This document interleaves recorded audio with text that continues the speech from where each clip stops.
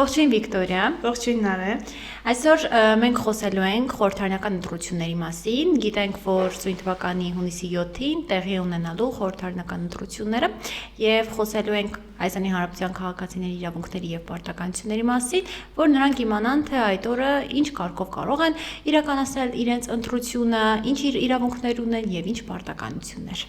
Իհարկե անպայման, սա շատ կարևոր թեմա է, քանի որ խորհրդարանական ընտրությունների մոտենալը, այսպես ասած, շատ քաղաքացիների մոտ առաջացնում է բազմաթիվ հարցեր իրենց իրավունքների, պարտականությունների հետ կապված, ուստի կարծում եմ հենց այս տեղեկատվական հանդիպումը եւ քննարկումը բավականին կենսական նշանակություն ունի ներկայումս։ Այո, ես միշտ ասել եմ, որ ամենակարևոր իրավունքը դա ընտրության իրավունքն է, քանի որ ամեն ինչ, այն ինչ որ կապված է մարդու հետ, իր կյանքի հետ, ամեն բան գալիս է հենց ընտրելու իրավունքից։ Ընտրելու իրավունքը չի ներառում միայն քաղաքացիական, այլ նաև օրինակ, չգիտեմ, ընտրում ես քո մասնագիտությունը, ընտրում ես այն աշխատանքը, որը որ դու ուզում ես աշխատես, ընտրում ես նաև ինչպես նաև քո կողակցին եւ այլն, եւ այդ ամեն ինչից գալիս է եւ ձևավորում է քո սեփական կյանքը։ Միանշանակ, եթե մենք մի փոքր անցում կատարենք անձնական կատեգորիայի ընտրություններից դեպի արդեն համապետական ընտրություններին եւ ոչ միայն, ապա սա ինչով է կարևոր մեր Հայաստանի Հանրապետության համար, որ հենց Հայաստանի Հանրապետության սահմանադրության առաջին հոդվածով նշվում է, որ Հայաստանի Հանրապետությունը ժողովրդավարական, ինքնիշխան սոցիալական եւ իրավական պետություն է։ Նո այստեղ մեզ համար առավել մեխային նշանակություն ունեցողը, առանցքային նշանակություն ունեցողը ժողովրդավարությունն է, որովհետեւ ժողովրդավարությունը ինչ է իրենից ներկայացնում, որ իշխանությունը պատկանում է ժողովրդին, այո, եւ հետեւապես ինքը այդ իշխանությունը իրացնում է ընտրությունների միջոցով։ Ու բնականաբար նաև դրանից անցանցված ընտրելու իրավունքը, որը որ բաղկացած է հետևյալ, այսպես ասած, կոմպոնենտներից, դա ընդհանուր, հավասար, ազատ, ուղղակի ընտրություններն են, բնականաբար գաղտնի քվեարկությամբ, նաև մեր Հայաստանի Հանրապետությունում, ընտրական գործընթացները կարգավորվում են ընտրական օրենսգրքով եւ մնացյալ ենթաօրենսդրական իրավական ակտերով։ Այո, ճիշտ եք ասում, ընտրելու իրավունքը մասնավորապես այս դեպքում այնքանով է կարևոր, որ այս դեպքում քաղաքացին ընտրում է այն մարմնին, այն կուսակցությանը կամ այն ղեկավարին, որը որ կառավարելու է երկիրը եւ այդ ամեն ինչը կապված է ուղղակիորեն արդեն կապված է իր կյանքի հետ, որովհետեւ կոպիտ ասած դու ընտրում ես ինչ որ մեկին, որպեսզի նա կարողանա քո կյանքը ավելի լավացնել կամ ավելի վատացնել։ Միանշանակ այստեղ ընտրական իրավունքը իրացնելուց էլ կախված է ուրեմն անձի բարեկեցությունը։ Ավելի ճիշտ կարող է, քանի որ անձի բարեկեցությունը սուբյեկտիվ կատեգորիա է, ամեն մեկը իր բարեկեցության վերաբերյալ իր պատկերացումներն ունի, հետևաբար կարծում եմ, որ յուրաքանչյուրի պատկերացրած բարեկեցությունը բնականաբար այդ ամեն ինչը կրում է նաև համընդհանուր նշանակություն, որովհետև մենք պետք է այնպես անենք, որպեսզի բոլորի օրինական շահերի եւ իրավունքները պարտադիր պաշտպանված լինեն այդ գործընթացներում։ Եվ նաև ընտրությունը հենց ներքին համոզմունքից պետք է լինի, այսինքն դու պետք է գիտակցես, թե ինչ ես ընտրում, համեմատություն չեմ ուզում անել անձնական ընտրության հետ, բայց ամեն դեպքում անձնական ընտրության դեպքում էլ չէ, մարդը հասկանում է դա իրեն լավ է, լավ չի, ինքը տվյալ դեպքում հարմար է իրեն զգալու եւ այլն, նույնն էլ կարծում եմ հենց ընտրության պարագայում է, թե ինչ կանով է դա իր համար բարենպաստ։ Միանշանակ, որովհետև եթե մենք տեսնենք, ընտրության տեսանկյունից, մենք ինչն ենք ընտրում։ Մենք ընտրում ենք այն, ինչի մասին ինչ որ գաղափար ունենք։ Հետևաբար այստեղից գալիս է նաև մյուս գործընթացը, դա արդեն կուսակցությունների կողմից, ովքեր որ իրենց տեխնացությունը ներկայացրել են համապետական ընտրություններին, իրենց կողմից ներկայացրած կուսակցական ծրագրերն են, կուսակցական ծրագրերին հաղորդակից լինելը։ Դա շատ կարևոր է, տեսեք, մեր հասարակության մեջ մենք ունենք այդ իրավագիտակցության մակարդակի հետ կապված խնդիրները, դա տեղեկատվության հետ կապված է, տեսեք, այն ժամանակ, եթե մենք ուրեմն տեղեկատվության պակաս ունեինք, հիմա մենք ունենք տեղեկատվության շատ ներհոսք, մեծ ներհոսք եւ նույնիսկ դիֆերենցիալը թե որ տեղեկատվությունն է ճիշտ որը սխալ շատ ավելի դժվար է, այո։ Դրա համար մեզ անհրաժեշտ է նաեւ ու ինչով է դա կարեւոր նաեւ այս տեղեկատվական նյութը, որ մենք կարողանանք ուղղորդել մարդկանց իրենց իրավունքների եւ պարտականությունների ավելի հաղորդակից լինել, ավելի իրազեկ լինել այդ ամեն ինչից։ Այստեղ տեսեք ամենակարևոր ընտրական մենք խոսեցինք յուրաքանչյուր ոք ունի ընտրական իրավունք, ունի գնալ ընտրության ընտրելու համապատասխան, իր բարեկեցությունը, իր պատկերացած բարեկեցությունը ապահովող խմբին, կուսակցությանը, առաջնորդին ու նայած թե այդ ընտրությունները ինչ ընտրություններ են կամ հանրաքվեա ոչ թե ընտրություն։ Ամեն դեպքում առաջին քայլը, որը պետք է անի քաղաքացին, դա ծանոթանալ կուսակցության ծրագրին։ Հասկանալու համար թե ինչքանով է կուսակցության ծրագիրը իրատեսական, ինչքանով է իր ակնկալիքներին համապատասխան, ինչքանով է ճիշտ, ինչքանով է պատշաճ, գուցե այնտեղ օրինակ այնպիսի բաներ են գրված, որ օրինակ տվյալ մարդու իր համար դա պատշաճ չի, կամ իմ շահերին հակասում է դիցուկ։ Այնպես որ առաջին քայլը մինչև ընտրության գնալը մենք պետք է պարտադիր ծանոթանանք կուսակցությունների ներկայացրած, տեխնացուների ներկայացրած ծրագրերին։ Դա կարելի ասել, որ հենց առաջին, իրավունքի իրացումն է, որից հետո արդեն սկսվում է հետագա իրավունքների իրացման գործընթացը, կարելի ասել հենց դրանից բխում է արդեն մնացած իրավունքներից ոնց կարող է տվյալ քաղաքացին օգտվել։ Կուսակցության եւ կուսակցությունների դաշինքների ծրագրերը ուսումնասիրելուց իմանալուց հետո արդեն գալիս է երևի հաջորդ քայլը մասնակցությունը հենց ընտրությանը, չնայած օրինակ եթե մարդիկ ունեն իրենց նախընտրած կուսակցություն, նրանք կարող են մասնակցել քարոզարշավներին, իրենց ներկայությունը ապահովելով եւ այդ գործընթացից հետո գալիս է արդեն կարելի է ասել ընտրության օրը ինչ իրավունքներ։ Մենք այստեղ մինչև ընտրության հասնելը, մենք նաեւ պետք է մի քիչ նախընտրական քարոզարշավին ուշադրություն դարձնենք, թե ինչքանով է համապատասխան, քարոզարշավը ինչքանով է համապատասխան կուսակցության ծրագրին բովանդակային առումով եւ նաեւ ձևական առումով ինչքանով է նախընտրական քարոզարշավ օրինակ համապատասխանում ընտրական օրենսգրքի կանոններին, որովհետև նախընտրական քարոզարշավի ժամանակ գոյություն ունեն որոշակի սահմանափակումներ, այո, բնականաբար դրանցից ամենակարևորը եւ առանցքային դա վարչական ռեսուրսների օգտագործման արգելքն է, բարեգործություն իրականացնելու արգելքն է, որովհետև վարչական ռեսուրսներն օգտագործելը մշտապես վերաբերվել է այն կուսակցություններին, որոնք տվյալ պահին զբաղեցրել են իշխանական, ուրեմն աթոռը, ճակերտների մեջ ասած։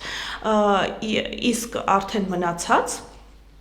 դիցուկ բարեգործությունները կամ օրինակ հիմնադրամից յուրաքանչյուր ունի իր քարոզարշավին համապատասխան այդ հիմնադրամից գումարները չծախսելը քարոզարշավի վրա, այլ սեփական միջոցներով դա եւս կանոն է ընտրական օրենսգրքի քարոզարշավի հետ կապված, բնականաբար, ու նաեւ բարեգործություններ իրականացնել կամ բարեգործություն կամ դրան հարակից ինչ որ գործողություն իրականացնել կամ դրա խոստումը, դա եւս համարվում է քարոզարշավի խախտում։ Բացի դրանից, տեսեք, նախընտրական քարոզարշավները եւս ունեն այսպես կանոններ, որոնք որ ավելի ոչ ընդգծված բնույթ են կրում, օրինակ եթե ինչ որ նյութ է, անպայման նյութի վրա պետք է նշված լինի, որ դա նախընտրական քարոզարշավ է, պատվիրատուն ով է, այնտեղ էլի այնպիսի կանոններ կան, օրինակ ինչքան ժամանակ եթեր է տրամադրվում, անվճար եթեր կա այնտեղ, վճարովի եթեր կա, այսինքն այդ ամբողջին հետևելը, դե բնականաբար դա քաղաքացին չի կարող հետևել, որովհետև դա շատ զուտ մասնագիտական ուրեմն ուղղություններ են, այո, ու բնականաբար այդ ամեն ինչին տենց հետևել ասել վայ, այստեղ դրա համար գոյություն են քաղաքացիական հասարակության կազմակերպություններ, որոնք որ հենց մասնագիտացված են ընտրական ընտրությունների գործընթացներին, վերահսկելու այդ գործառույթներով։ Ինչու՞ չէ նաև միջազգային դիտորդները, Վենետիկյան հանձնաժողովը, որոնք որ արդեն այդ իրանց ֆունկցիաները կարծում եմ պատշաճ կատարում են։ Բնականաբար քաղաքացին չի կարող հետևել, թե օրինակ ինչքան անվճարի եթեր գնաց, ինչքան վճար, բնականաբար հարցումներով կարող է, բայց իհարկե կարող է իմանալ, բայց դա իրեն այդքան էլ վերաբերական չէ, դա ավելի ուրիշ վերահսկող մարմինների ֆունկցիան է, ի վերջո կենտրոնական ընտրական հանձնաժողովը, այո։ Ես օրինակ որպես քաղաքացի տեսնում եմ X կուսակցությունը, ուրեմն ունի որոշակի իմ համար կարևոր դրույթներ իր ծրագրի մեջ ու տեսնում եմ իր նախընտրական քարոզարշավի ժամանակ այնպիսի խախտումներ, որոնք որ անընդունելի են, հա, վարչական ռեսուրսների չարաշահումը կամ բարեգործություն իրականացնելու կամ դրան հարակից որևէ արարք թույլ տալը կամ դրա խոստումը, ապա իմ մոտ արդեն ձևավորվում է ոչ լավ, հա, վերաբերմունք տվյալ կուսակցության նկատմամբ, որովհետև դա արդեն անարդարություն է տեղի ունենում, արդեն մենք փորձում ենք հասնել ընտրությունների հաղթանակին ոչ ուրեմն արդար ճանապարհով։ Իմ մոտ արդեն վերաբերմունք է ձևավորվում, կանխակալ, բնականաբար, որ տվյալ կուսակցությունը եթե անցնի ընտրությունները, թե հաղթի ընտրություններում, ապա ինքը օրինակ կարող է եւ կուսակցական ծրագիրը չիրագործել։ Այսինքն քաղաքացու առաջին քայլը, այո, կուսակցության ծրագիրը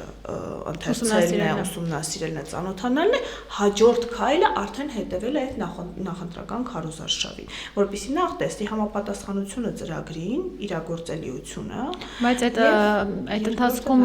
հնարավորություն ո՞նց է ստեղծվելու ամբողջական ծրագիրը իրականացնել, որովհետև նախագիծը նաև հենց ընտրությանը մասնակցելուց հետո, երբ որ ընտրվում է, դրանից հետո արդեն նոր իրենք կարող են այդ գործողությունները իրականացնել։ Ինչքանով է իրագործելի։ Չէ, ես իրենց ելույթներից, իրենց բովանդակային այլ տվյալներից ես տեսնում ինչքանով է իրագործելի։ Հա, դա գրված է, այո, գրված է, շատ լավ է գրված, բայց ինչքանով է իրագործելի դա։ Հա, ու նաև հետևում եմ նախընտրական քարոզարշավի բովանդակությունը լրիվ համապատասխանում ամեն ինչ օքեյ, բայց ձևական հատվածը չի համապատասխանում, ուրեմն մենք այստեղ ունենք խնդիր։ Ինձ թվում է դա արդեն ավելի շատ քաղաքացու գիտակցության հետ է կապված, արդեն մենք պետք է ոնց որ այդ մասով խոսենք, թե քաղաքացու գիտակցությունը ոնց է, ոչ թե ինքը արդյոք ունի պարտականություններ գիտակցելու, այլ ուղղակի դա մարդու տեսակն է եւ այստեղ ոնց որ ավելի շատ շեշտը հենց գիտակցության վրա պետք է լինի, ինչքանով ինքը կհասկանա, որ օրինակ, չգիտեմ, ծրագիրը նորմալ է կամ ծրագիրը արդյոք պահպանվում է կամ օրինակ, չգիտեմ, այստեղ էլ գալիս է գիտելիքի մասով, արդյոք նախընտրական քարոզարշավի ժամանակ խախտումներով չի եղել եւ այլն։ Դե այստեղ հարցը նրանում է, որ ես հենց սկզբից, որ մենք սկսեցինք, ես նշեցի, որ այստեղ մենք ունենք իրավագիտակցության մակարդակի խնդիր։ Մենք ունենք մեր հասարակությունում որոշակի իրավագիտակցության մակարդակ, որը որ գիտեք, շատ հաճախ է լինում, որ մարդիկ ընդհանրապես ասում են, ես չեմ գնա ընտրության, որովհետև իմ փոխարեն ամեն ինչ ընտրված է։ Նման կարծիք չի կարող լինել, հա, իհարկե, դա արդեն իսկ, այսպես ասած, շատ բան կլիշե է իմ համար, հա, շատ չոր չասեմ, բայց ինքը արդեն հաղորդում է հանցագործության մասին, բայց այդպես չի կարելի արտահայտվել։ Որովհետև, հա, այստեղ խնդիրը գիտեք ինչու՞մ է, որ այս դեպքում է, որ իրավագիտակցության ցածր մակարդակը մեզ մոտ երևում է։ Ես համաձայն եմ։ Իսկ եթե անձը օրինակ վերցնի, մենք ունենք 5 կուսակցություն, 6 կուսակցություն, 7 կուսակցություն, հա նայած քանի տվյալ ընտրություններին քանի կուսակցություն է մասնակցում, մենք բացում ենք բոլորի ծրագրերը, եթե մեզ համար հետաքրքիր է, թե ինչ է լինելու, քննադատելը միշտ էլ հեշտ է։ Մենք բացում ենք ծրագրերը, մի հատ ծանոթանում ենք ծրագրերին, հասկանում ենք, որն է մեզ ավելի հոգեհարազատ։ Ու նաև իրատեսականը Հայաստանի Հանրապետությունում դա անելը հենց տվյալ այս պայմաններում, որովհետև կարող է այնպիսի մի բաներ են խոստանում, որը որ ընդհանրապես իրատեսական չի։ Միանշանակ, դա հնարավոր է։ Կամ ավելի կարևոր բաներ կան, քան օրինակ նախագծում դա ընդունված է, որ իրեն կարող է ընտրությունների ժամանակ ամբողջ աշխարհում է դա կուսակցությունը ավելի շատ բան գրի, քան կարող է անել, կամ ավելի շատ բան գրի, քան տվյալ հասարակության իրավական մշակույթը կընդունի դա։ Կամ պետք է մեզ արդյոք կամ պետք է։ Դրա համար մեզ այդ պետք է թե պետք չէ, այդ քաղաքացին պիտի որոշի։ Եթե ես առաջարկում եմ օրինակ ինչ որ մի հատ X գործողություն, որ դա կներդրվի Հայաստանում կամ օրինակ X գործողություն, որը կվերանա, հա, Հայաստանից, դա ես որպես քաղաքացի ես որոշում իսկ ինձ դա պետք է, կարող է ինձ դա շահավետ է։ Այո։ Կամ կարող է ինձ, եթե դա ներդրվի, ես այդտեղ խնդիր կունենամ։ Դրա համար մենք պետք է այդ գնահատողական, որ դուք նշում եք դա մարդու ներքին գիտելիքի եւ այլ, դա ներքին համոզմունքի ձև, որովհետեւ ես եմ ընտրում ես իմ գիտելիքները, իմ ներքին արժեհամակարգը, իմ ներքին համոզմունքը։ Հա, այդ բոլորս միասին վերցված, մենք պետք է մի հատ հասկանանք, թե ինչքանով է տվյալ ծրագիրը մեզ համապատասխան, որից հետո արդեն դա հասկանալու եւ դա ընդունելուն ուղղված որոշակի քայլեր անենք։ Առաջինը դա նախընտրական քարոզարշավին հետևելն ու մասնակցելն է։ Մենք կարող ենք մասնակցել, մենք կարող ենք հետևել հասկանալու համար, արդյոք այդ կուսակցությունը, որը որ տվյալ դրույթները հավաքագրել է, արդյոք ինքը իրոք կարող է դա անել։ Հնարավորություն։ Եթե ինքը արդեն իսկ քարոզարշավը որոշակի խախտումներով է իրականացնում, ուրեմն մենք այստեղ արդեն կանխակալ վերաբերմունք ենք ձևավորում։ Մենք չպիտի իրան ասենք, վայ, այստեղ տես ծրագրի մեջ այս դրույթը գրված է, այս դրույթը եթե գրված է, ուրեմն իմ գործերը լավ է լինելու։ Արի ես այս կուսակցության ընտրեմ, բայց քարոզարշավը հետևում եք, ուրեմն այս դրույթը հնարավոր է չիրագործվի, որտեղ արդեն իսկ մենք այստեղ արդարության խնդիր ունենք, իսկ արդարությունը ընտրությունների սկզբունքներից մեկն է։ Այո։ Մինչև ընտրությունը կա նաև լռության օր, որտեղ որ իրավունքները եւ պարտականությունները սահմանված այդ կուսակցությունների կամ դաշինքների համար, ինչպես նաև այն մարդկանց, ովքեր որ մասնակցում են ընտրություններին, աջակցում են եւ այլն, գիտենք, որ նախորդ օրը, ընտրության նախորդ օրը կոչվում է, այսինքն լռության օր, ինչ է դա նշանակում, երբ որ ոչ մի քարոզարշավ չի լինելու, ոչ մի ակտիվ գործողություններ չի լինելու, հակառակ բարակայում արդեն կունենան կորեզրական նորմերի խախտում։ Միանշանակ։ Ու դրանք էլ շատ բազում են խախտումները, երբեմն դրանք թաքնված խախտումներ են, օրինակ, չգիտեմ, թաքնված խախտումներն ավելի շատ նկատվում է սոցիալական հարթակներում, երբ որ տարբեր մեկնաբանություններ կարող է թողնել մի օր առաջ, օրինակ, չգիտեմ, ինչ-որ քաղաքական ուժի անվանումն են նշում մեկ օր առաջ ու դա դու նշելով արդեն դու ցույց ես տալիս, որ դու քարոզչություն ես իրականացնում կամ չգիտեմ, նշանները, որոնք որ յուրաքանչյուր կուսակցություն կամ դաշինք ունի իր նշանը, կարելի է ասել, այսինքն ինչ որ նշավոր տեսնում ես, թվերը տեսնում ես, դու արդեն ասոցացնում ես դու տվյալ կուսակցության կամ դաշինքի հետ, նույնիսկ դրանց մասին սոցիալական հարթակներում դրանց մասին տեղեկություններ տրամադրել, այսինքն, չգիտեմ, կոմենտների միջոցով է լինում, թե լինում է հրապարակումների միջոցով։ Ու նաև խնդիրը գովազդի մասով է, որ օրինակ կարող է գովազդ է տեղադրված ու գովազդը միացած է մեկ շաբաթ ու նաև լռության օրը եւս այդ գովազդը աշխատում է։ Մի շաբաթը դեռևս չի անցել։ Միանշանակ այդ բոլոր կանոնները, տեսեք, չնայած մեր ընտրական օրենսգիրքը բավականին մանրամասն ներկայացնում ընտրական գործընթացների կարգավորումները, շատ մանրամասն, բայց ամեն դեպքում եթե ինչ-որ մի բան էլ ներկայացված չէ այնտեղ, մենք պետք է ենթադրենք, որ տեսեք, օրենսդրությունը չի կարող այն երկրաչափական պրոգրեսիվ զարգանալ, ինչպես որ հիմա մեր նոր տեխնոլոգիաները տեղեկատվական։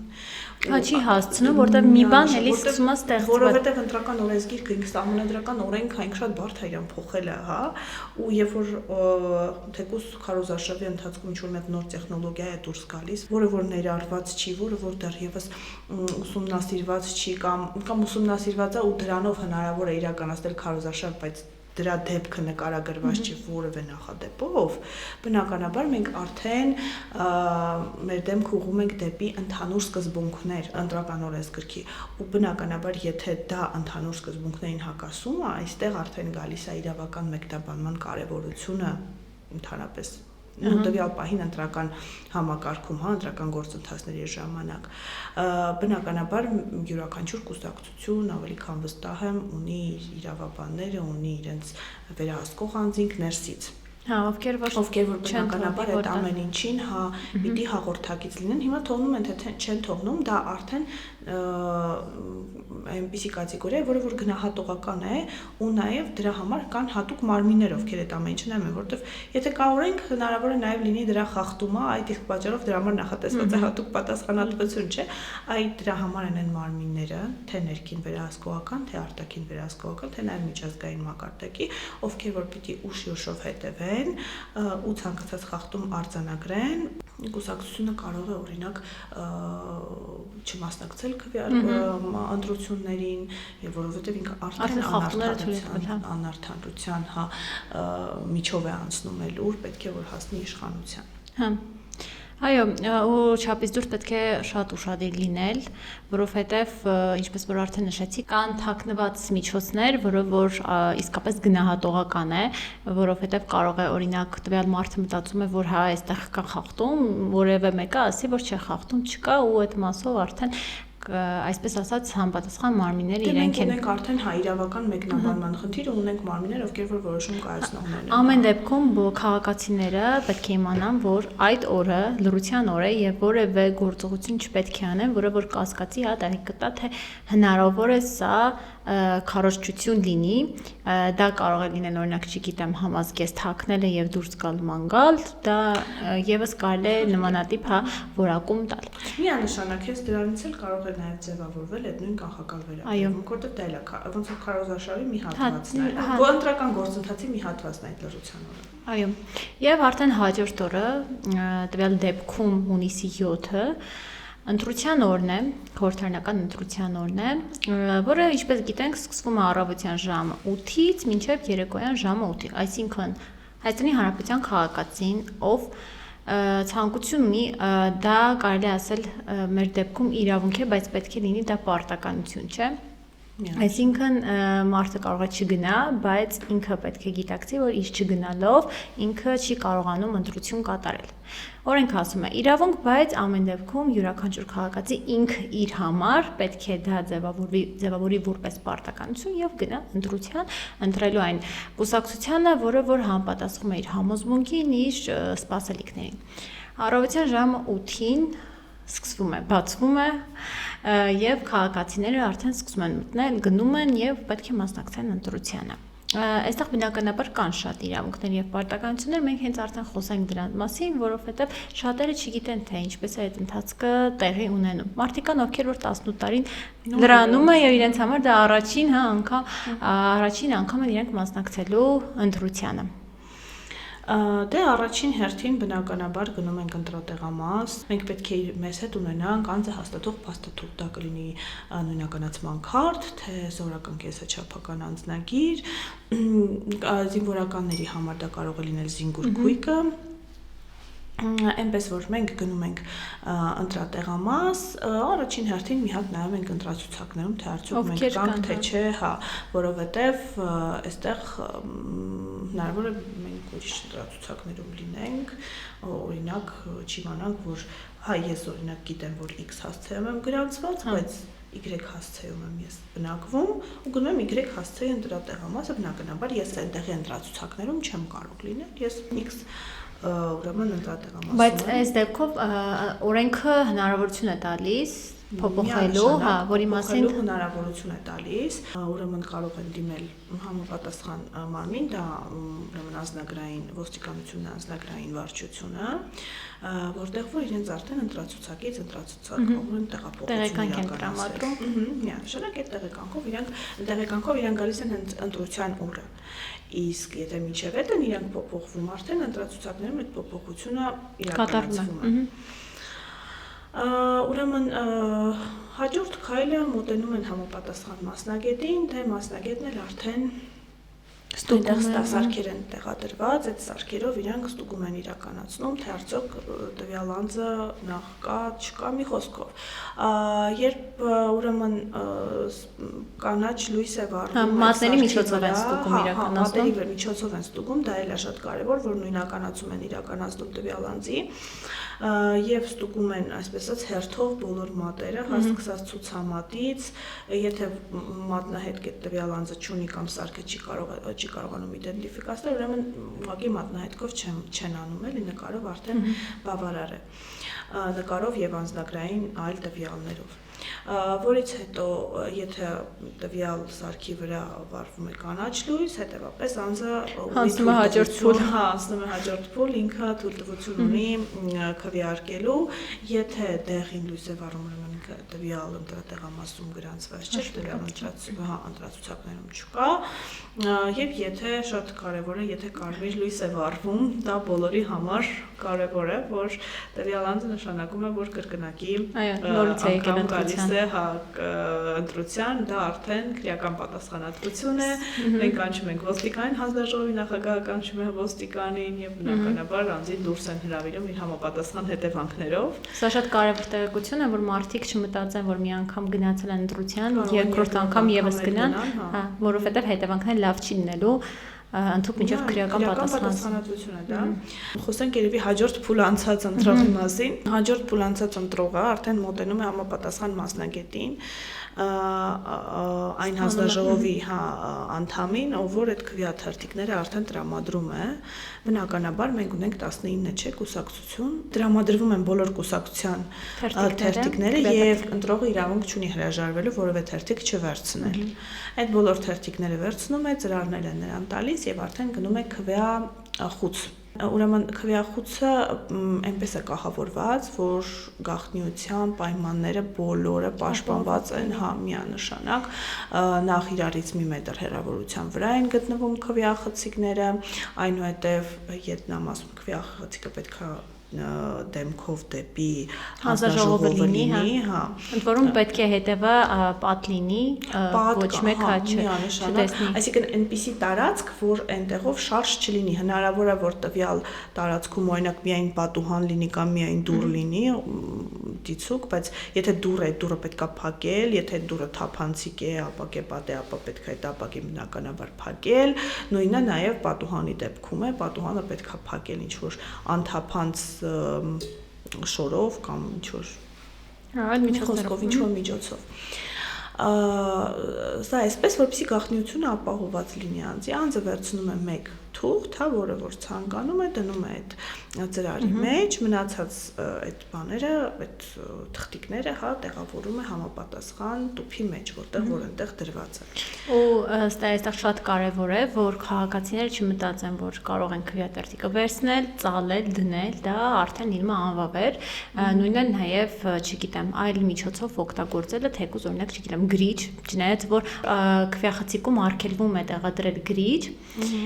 այդ մասով էլ իրենք իրավունք չունեն որևէ նշումներ կատարել քվեաթերթիկի վրա։ Ոչ ծալել, ոչ ինչ-որ ձևով այդ թղթի հետ կապված գործողություններ անել, որովհետև ցանկացած գործողություն, որը որ չի համապատասխանի հենց այդ թղթի ձևին, որը որ իրան տվել են, այդ թղթը լինելու, անվավեր է ճանաչվելու եւ ձայնը կորցնելու է տվյալ կուսակցությունը, ում օգտին որ քվեարկվել է։ Որից հետո անձը մոտենում է արդեն քվեատուփին,